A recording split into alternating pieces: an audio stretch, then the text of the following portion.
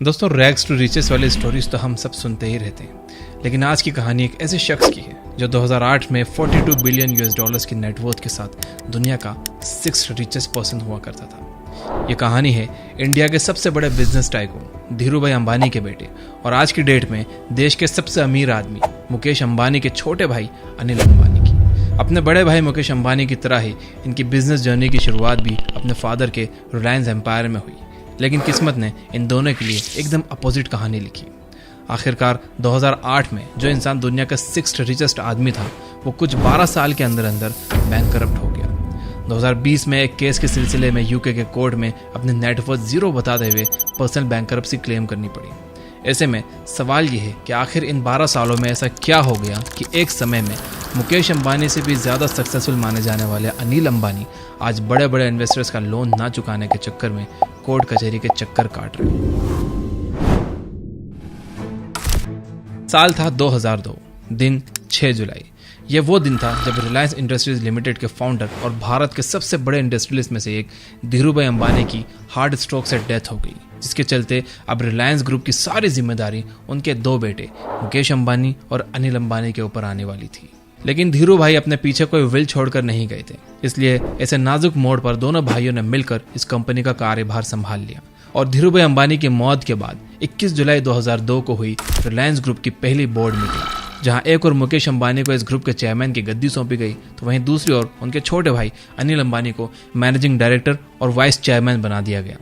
इस समय सबको यही लग रहा था कि अब ये दोनों भाई मिलकर ही रिलायंस ग्रुप को आगे ले जाएंगे, लेकिन सच इससे कोसों दूर था।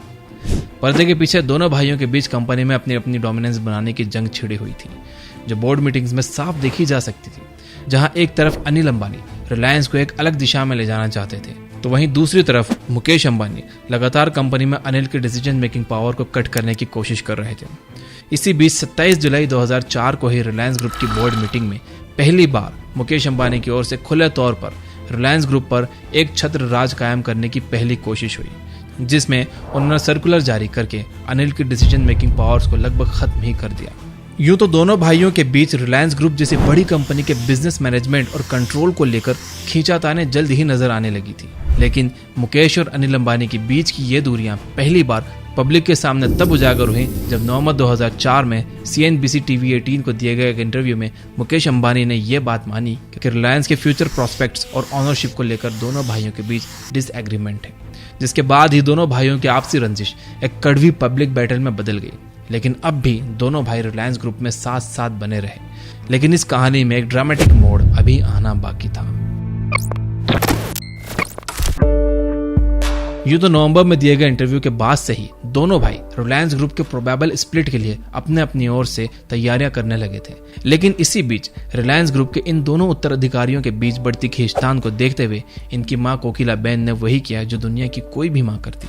उन्होंने दोनों के बीच के मसले को सुलझाने का बीड़ा खुद उठाया और इस काम के लिए उन्होंने JM मॉर्गन स्टैनली के चेयरमैन निमिश कंपानी और ICICI के चेयरमैन KV कामत की मदद ली। 28 दिसंबर 2004 यानी धीरूभाई अंबानी के बर्थडे पर कोकिला बेन ने सारी अंबानी फैमिली को अपने फैमिली होम कफे पराडे स्थित सी विंड अपार्टमेंट के 10th फ्लोर पर जमा होने का आदेश दिया, जहां पर अंबानी फैमिली का श्रीनाथ जी का मंदिर भी है। फाइनली इस मंदिर में ही कोकिला बेन ने अपने पूरे परिवार और रिलायंस ग्रुप के भविष्य का फैसला सुना दिया। कोकिला बेन चाहती थी कि रिलायंस ब्रांड का बंटवारा ना हो, साथ ही उनका फैसला था कि दोनों भाई ना तो एक ही इंडस्ट्री में रहकर एक दूसरे के कंपटीशन करेंगे और ना ही किसी आउटसाइडर को इंटरफेयर करने देंगे। ऐसे में उन्होंने रिलायंस ग्रुप के शेयर्स दोनों बेटों और खुद के बीच 30% के प्रोपोर्शन में बांटने का फैसला किया। वहीं अपनी दोनों बेटियों को 5% शेयर्स देने का मन बना लिया, जिससे दोनों भाइयों की लड़ाइयों के बीच बेटियों के शेयर मिलाकर कंपनी कंट्रोल कोकिला बेन के पास ही रहा, लेकिन कोकिला बेन अपनी बात मनवाने में विफल रही।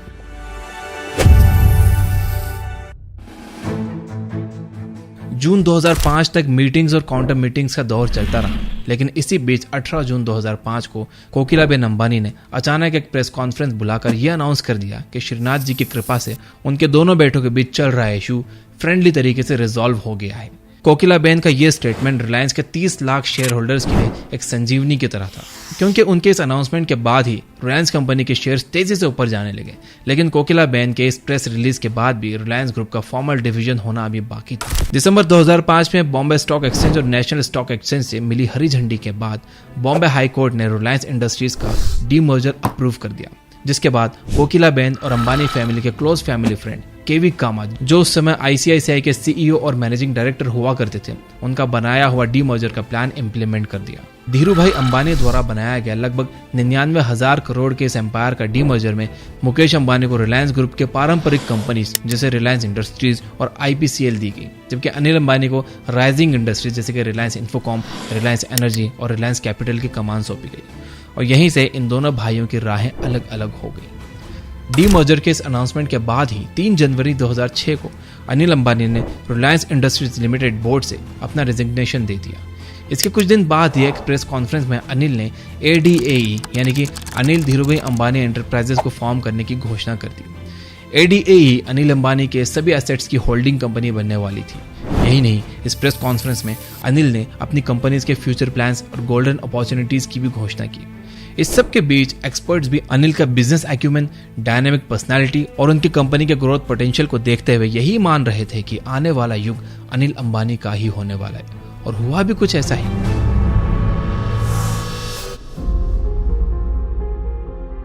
अनिल ने अपने पर्सनल वेंचर्स की शुरुआत रिलायंस ग्रुप के इस लॉन्ग अवेटेड डीमर्जर के फाइनल होने से पहले ही कर दी थी।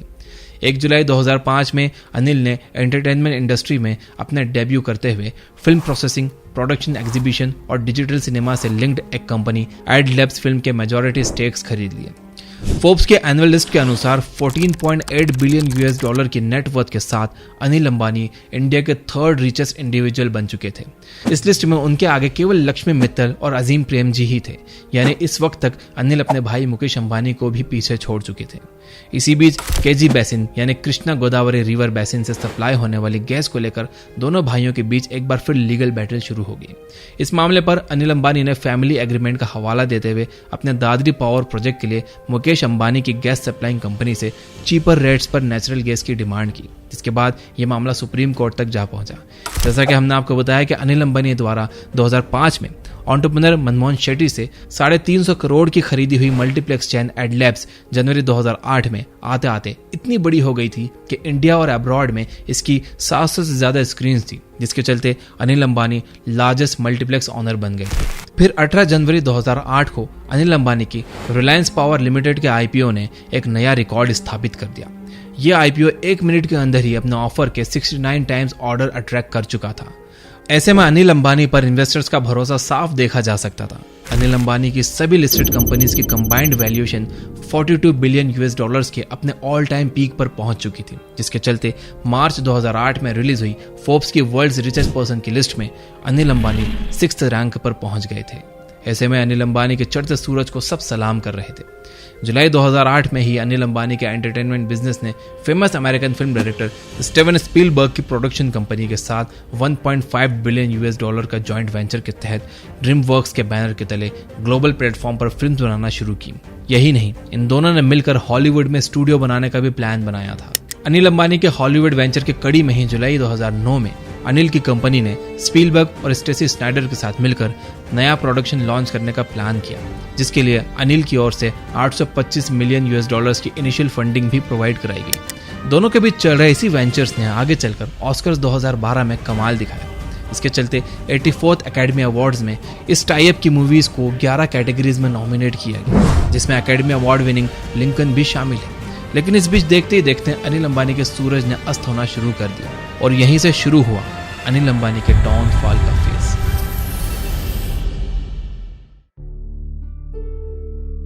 जिसकी शुरुआत यूं तो 2008 के इकोनॉमिक मेल्टडाउन से हुई थी, लेकिन इसका अंत लगभग 1 दशक बाद अनिल अंबानी के सेल्फ डिक्लेयर्ड बैंकरप्सी से हुआ। भारत में रिलायंस कम्युनिकेशन के इंफ्रास्ट्रक्चर को मजबूत करने के लिए अनिल अंबानी ने उसमें 2 बिलियन US डॉलर्स का एडिशनल डेट लेकर इंफ्रास्ट्रक्चर पर भारी इन्वेस्टमेंट किया था। यही नहीं, रिलायंस कम्युनिकेशन ने अपनी ग्लोबल प्रेजेंस स्टैब्लिश करने के लिए साउथ अफ्रीकन कंपनी MTN के साथ मिलकर एक जॉइंट वेंचर स्टैब्लिश करने की भी ठानी। अनिल को उम्मीद थी कि जिस तरह 2008 में रिलायंस कम्युनिकेशन इंडिया की लीडिंग कम्युनिकेशन कंपनी थी, ठीक वैसे ही इस जॉइंट वेंचर के बाद उसकी सफलता में 4 चांद लग जाएंगे और उनका कर्जा भी चूक जाएगा। लेकिन रिलायंस कम्युनिकेशन के मुकेश अंबानी की फर्म्स के साथ चल रहे लीगल इश्यूज की वजह से 18 जुलाई 2008 को MTN ने इस डील से अपने हाथ खींच लिए। केजी बेसिन पर सुप्रीम कोर्ट ने अपना वर्डिक्ट देते हुए मुकेश अंबानी को गवर्नमेंट द्वारा तय किए गए रेट्स पर ही गैस सप्लाई करने के आदेश दिए। यह अनिल अंबानी के लिए एक बड़ा झटका था, लेकिन इससे भी बड़ा झटका अभी लगना बाकी था, क्योंकि इसके ठीक बाद अंबानी भाइयों के बीच डीमर्जर के वक्त किया गया हुआ नॉन कॉम्पीट क्लॉज भी स्क्रैप कर दिया गया। यानी अब दोनों एक ही इंडस्ट्री में कॉम्पीट कर सकते थे। नॉन कॉम्पीट क्लॉज के स्क्रैप होते ही एक बार फिर मुकेश अंबानी ने टेलीकॉम स्पेस में अपने कदम रखे। इसके लिए रिलायंस इंडिया लिमिटेड ने 4,800 करोड़ रुपए में इन्फोटेल ब्रॉडबैंड को खरीद लिया। इंडिया के इनफेमस 2G स्कैंडल में अप्रैल 2011 में अनिल अंबानी के मैनेजिंग डायरेक्टर और 2 vice president mispriced mobile network licence acquire करने के शक में गिरफ्तार कर लिए गए, जहां इन सभी पर इल्जाम था कि रिलायंस कम्युनिकेशन से जुड़ी कंपनीज के लिए ये लाइसेंसेस उनके शेयर्स के प्राइसेस को आर्टिफिशियली बढ़ाने के लिए लिए जा रहे हैं। इस सिलसिले में सीबीआई ने अनिल अंबानी के 2G स्पेक्ट्रम घोटाले में कथित तौर पर इन्वॉल्वमेंट को लेकर पूछताछ भी की। नतीजा यह हुआ कि अनिल अंबानी की नेटवर्थ 4 फोल्ड्स गिरकर $8.8 बिलियन पर पहुंच गई। अनिल अंबानी ने अपनी बढ़ती मुश्किलों और गहराते हुए स्कैंडल्स के बीच अपने पुराने कर्जों को पे ऑफ करने के लिए और रिलायंस कम्युनिकेशन के लिए 3 चाइनीज बैंक्स ICBC, CDB और एक्सिम बैंक ऑफ चाइना से पर्सनल गारंटी पर $1.2 बिलियन से ज्यादा का लोन ले लिया। सितंबर 2010 के सुप्रीम कोर्ट के फैसले के चलते हुए बढ़ी हुई गैस कीमतों और लैंड एक्विजिशन में आ रही दिक्कतों का हवाला देते हुए अनिल अंबानी ने दादरी पावर प्रोजेक्ट से अपने हाथ खींच लिए और इसके साथ अनिल अंबानी का एक और ड्रीम प्रोजेक्ट ध्वस्त हो गया और दिसंबर 2014 में रिलायंस एंटरटेनमेंट ने बिग सिनेमा कार्निवल ग्रुप को बेच दिया। इतना ही नहीं, 2016 का फाइनेंशियल ईयर एंड होते होते अनिल अंबानी की बहुत सी कंपनीज कर्जे और ऑपरेशनल ट्रबल्स में फंस चुकी थी। जहां एक और रिलायंस पावर को अपने एसेट्स सेल करने पड़ रहे थे, तो वहीं दूसरी ओर अब तक बीते 3 सालों में ही रिलायंस कम्युनिकेशन ने अपना 98% वैल्यूएशन खो दिया था, जिसके चलते अनिल अंबानी की नेटवर्थ गिरकर $2.5 बिलियन ही रह गई थी। सितंबर 2016 मुकेश अंबानी ने जियो को लॉन्च करके इंडियन टेलीफोनी मार्केट को बदल कर रख दिया। लो टैरिफ और सुपीरियर इंफ्रास्ट्रक्चर के बल पर मुकेश अंबानी ने जियो के 4G नेटवर्क को घर घर तक पहुंचा दिया, जिससे न केवल इंडियन मोबाइल टेलीफोनी मार्केट बल्कि अनिल अंबानी को भी बड़ा झटका लगा। सितंबर 2017 में एरिक्सन ने अपने और रिलायंस कम्युनिकेशन के बीच हुए multi year managed services agreement को रिलायंस की ओर से हो रही पेमेंट डिलेज की वजह से तोड़ दिया। यही नहीं, उसने NCLT यानी कि national company law appellate tribunal में रिलायंस कम्युनिकेशन से अपने 11 बिलियन के ड्यूज को रिकवर करने के लिए याचिका दायर की। 2018 आते आते एरिक्सन और रिलायंस कम्युनिकेशन का विवाद NCLT से निकलकर सुप्रीम कोर्ट जा पहुंचा, जिसने तेजी से डाउन होते अनिल अंबानी के एम्पायर की मुश्किलें और बढ़ा दी।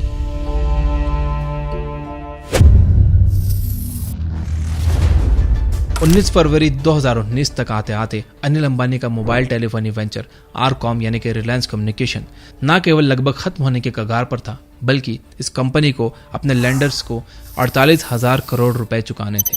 इस टेलीकॉम कंपनी का बिजनेस श्रिंक होते होते fixed line communication, data centre services और एंटरप्राइज सोल्यूशन तक ही सीमित रह गया था, जिसके चलते 2008 में 19,000 करोड़ का रेवेन्यू जनरेट करने वाली कंपनी ने फाइनेंशियल ईयर 2018 में महज 4,684 करोड़ का रेवेन्यू अर्न किया था। जबकि इसका मार्केट कैपिटलाइजेशन, जिससे एक कंपनी के साइज और शेयर होल्डर अपील का अंदाजा लगाया जाता है, वो भी जनवरी 2008 के 1,65,917 करोड़ के अपने पीक वैल्यूएशन से गिरकर फरवरी 2019 तक केवल 1,687 करोड़ पर आ गया था, यानी कि सिर्फ 1%। सुप्रीम कोर्ट ने एरिक्सन केस की सुनवाई के दौरान अनिल अंबानी को 4 हफ्तों के भीतर अपने ड्यूज क्लियर करने का आदेश दिया। साथ ही अनिल के पिछले रवैये और कंटेम्प्ट ऑफ कोर्ट को देखते हुए उन्हें ऐसा ना करने पर 4 हफ्तों बाद जेल भेजे जाने का भी आदेश दिया। इसी बीच 22 फरवरी 2019 को आई वैल्यूएशन रिपोर्ट से पता चलता है कि अनिल अंबानी की सारी लिस्टेड कंपनीज की कंबाइंड वैल्यूएशन केवल 24,922 करोड़ रुपए है, जिसके बाद अनिल अंबानी ने एक नया रिकॉर्ड दर्ज किया, लेकिन यह रिकॉर्ड था दुनिया में सबसे तेज गिरावट का। संकट के इस समय में अनिल के बड़े भाई मुकेश अंबानी ने उनकी तरफ मदद का हाथ बढ़ाया और अपने भाई को जेल जाने से बचाने के लिए रिलायंस कम्युनिकेशन का 453 करोड़ का लोन सुप्रीम कोर्ट के डेडलाइंस के ठीक एक दिन पहले चुका दिया। यानी अब तक अनिल अंबानी अर्श से नीचे तो आ चुके थे, लेकिन उनका फर्श से टकराना अभी बाकी था। जुलाई का महीना आते आते अनिल अंबानी की नेटवर्थ केवल 0.5% ही बची थी। ऐसे में main stream media Anil Ambani को बीते 100 सालों में अपने शेयर होल्डर्स की वेल्थ का फास्टेस्ट डिस्ट्रॉयर बताने लगी। 2012 में अनिल अंबानी द्वारा 3 चाइनीज बैंक से पर्सनल गारंटी पर लिया हुआ लोन अभी चुकाना बाकी था। ऐसे में अनिल अंबानी की ओर से हो रहे डिफॉल्ट्स को देखते हुए उन्हें इन बैंक्स ने यूके में स्यू कर दिया, जहां पर 7 फरवरी 2020 को इस रिच बिलियनियर ने कोर्ट को बताया कि उनकी लायबिलिटीज को देखते हुए उनकी नेट वर्थ 0 है। ऐसे में अपनी पॉवर्टी, लिक्विडिफिएबल या मीनिंगफुल पर्सनल एसेट न होने का हवाला देते हुए पर्सनल बैंकरप्सी क्लेम कर दी। और ऐसे एक समय में 42 बिलियन US की नेटवर्थ क्लेम करने वाले अनिल अंबानी की नेटवर्थ टेक्निकली $0 हो गई। हालांकि ये अलग बात है कि अनिल अंबानी की वाइफ और उनके दूसरी फैमिली मेंबर्स अभी भी बिलियनियर्स ही हैं, जिनके पोजीशन में मिलियंस ऑफ डॉलर्स के यॉश, cars, jet planes, prime properties और ना जाने क्या क्या है। यही नहीं, अक्टूबर 2021 में रिलीज हुए पेंडोरा पेपर्स में अनिल अंबानी के 1.3 बिलियन US के ऑफशोर अकाउंट्स का भी खुलासा हुआ है। लेकिन इस सब के बीच भी ऑन पेपर्स अनिल अंबानी अब दुनिया के रिचेस्ट बिलियनर्स की लिस्ट से दूर सेल्फ अक्लेम बैंक करप्ट्स की लिस्ट में खड़े नजर आते हैं। अनिल अंबानी पर बनाई हुई ये केस स्टडी अगर आपको अच्छी लगी हो तो कमेंट में यस जरूर लिख देना और वीडियो को लाइक कर देना। और अगर यहाँ तक देख रहे हो तो भी यस जरूर लिखना, ताकि मुझे पता चल जाए कि कौन कौन यहाँ तक देख रहा है। Finally, you guys are amazing, keep reading, keep learning, keep growing. Thank you for watching.